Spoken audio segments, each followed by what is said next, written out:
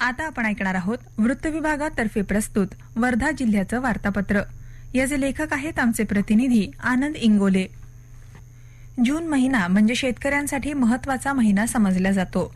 या महिन्यामध्ये मृग नक्षत्राची सुरुवात होत असून पेरणीची लगबग सुरू होते.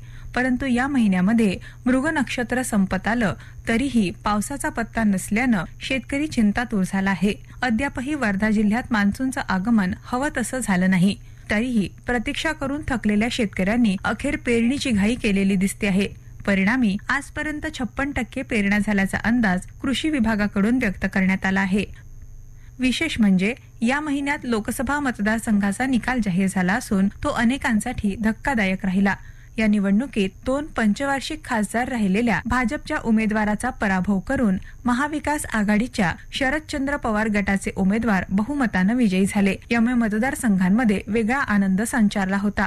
लोकसभा सार्वत्रिक निवडणुकीत वर्धा लोकसभा मतदारसंघातून राष्ट्रवादी शरदचंद्र पवार पक्षाचे उमेदवार अमर काळे विजयी झाले. या निवडणुकीत अमर शरदराव काळे एकूण 5,33,106 मतं त्यांना मिळाली. डॉक्टर मोहन रामरावजी राईकवार जे बहुजन पक्षाचे उमेदवार होते त्यांना 20,795 मतं मिळाली. तर भारतीय जनता पक्षाचे उमेदवार रामदास चंद्रभान तडस यांना एकूण 4,51,458 मतं मिळाली.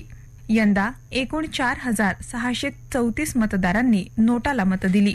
हिंगणघाट तालुक्यातील साती इथं वर्धा नदीच्या पात्रात रेती उत्खनन आणि वाहतूक करणाऱ्या रेती माफियांवर जिल्हाधिकारी राहुल कर्डिले आणि पोलीस अधीक्षक नुरुल हसन यांनी संयुक्तपणे कारवाई करून तब्बल 5,85,45,000चा मुद्देमाल जप्त केला.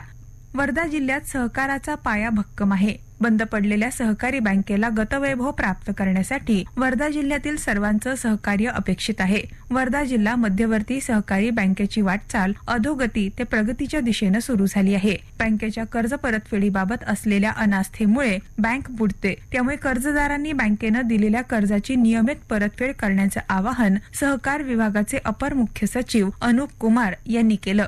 जिल्हाधिकारी कार्यालयाच्या नियोजन सभागृहात नुकतंच वर्धा जिल्हा मध्यवर्ती सहकारी बँकेमार्फत प्रातिनिधिक स्वरूपात पीक कर्ज वाटपाचा शुभारंभ करण्यात आला. त्यावेळी ते बोलत होते.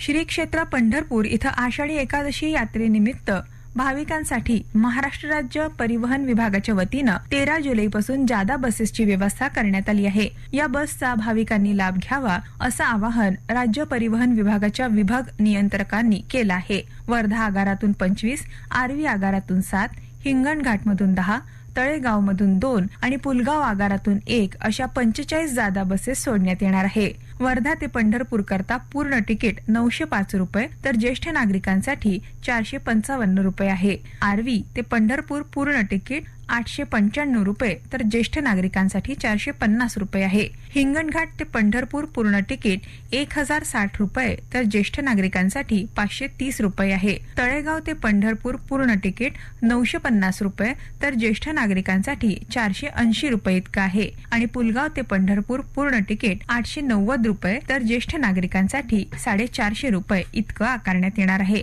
स्वातंत्र्याच्या अमृत महोत्सवानिमित्त चला जाणूया नदीला हे अभियान राबवण्यात येत आहे. या अभियानाअंतर्गत वर्धा जिल्ह्यातील धाम नदीचा समावेश करण्यात आला असून धाम नदीचं पुनरुज्जीवन करण्यासाठी नदीच्या उगमस्थानापासून जलमृदा संधारणाची कामं करण्यात येत आहे. आपल्या आरोग्याची काळजी केवळ योगच घेऊ शकतं. त्यामुळे योगाचं महत्त्व दिवसेंदिवस वाढत चाललंय. निरोगी आयुष्य जगण्यासाठी सर्वांनी योगा करणं आवश्यक आहे असं प्रतिपादन आमदार डॉक्टर पंकज भोयर यांनी वर्धा इथं केलं. माहिती आणि प्रसारण मंत्रालयाच्या केंद्रीय संचार ब्युरो, क्षेत्रीय कार्यालय वर्धा जिल्हा प्रशासन, जिल्हा परिषद, जिल्हा पोलीस अधीक्षक कार्यालय, जिल्हा क्रीडा अधिकारी कार्यालय, जिल्हा माहिती कार्यालय, नेहरू युवा केंद्र, न्यू इंग्लिश हायस्कूल आणि कनिष्ठ महाविद्यालय वर्धा आणि पतंजली योग परिवार वर्धा यांच्या संयुक्त विद्यमानं न्यू इंग्लिश हायस्कूल आणि कनिष्ठ महाविद्यालयाच्या रंगमंदिर प्रांगणात स्वयं और समाज के लिए योग या संकल्पनेवर आधारित 10वा जागतिक योग दिन कार्यक्रम साजरा करण्यात आला. त्यावेळी भोयर अध्यक्षस्थानावरून बोलत होते. आताच आपण ऐकलत वृत्त विभागातर्फे प्रस्तुत वर्धा जिल्ह्याचं वार्तापत्र. याचे लेखक होते आमचे प्रतिनिधी आनंद इंगोले.